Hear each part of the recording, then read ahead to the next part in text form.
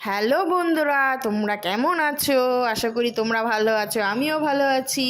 আজকে আমি তোমাদের সামনে একটা রেসিপি তৈরি করছি। চলো দেখো কি কি করছি রেসিপির মধ্যে।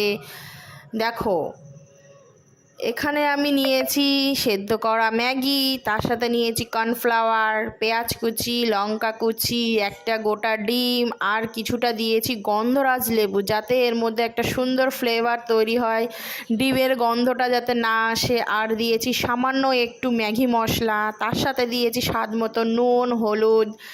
এইবারে ব্যাটারটা আমি মেখে নিয়েছি। এই যে এখানে আমি সাদা তেল নিয়েছি কড়াইয়ের মধ্যে। তেলটা মিডিয়াম আঁচে চলবে, হাই ফ্লেমে দেওয়া হবে না। এই যে ছোট ছোট আকারে আমি ব্যাটারটা কড়াইতে গরম তেলে দিয়ে দিলাম। এবার চলো দেখো।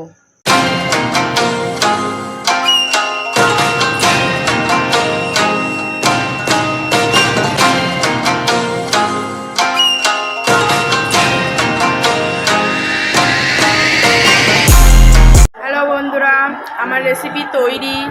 আপনারা দেখতেই পাচ্ছেন, আমি রেসিপি তৈরি করে এখন ঘরে চলে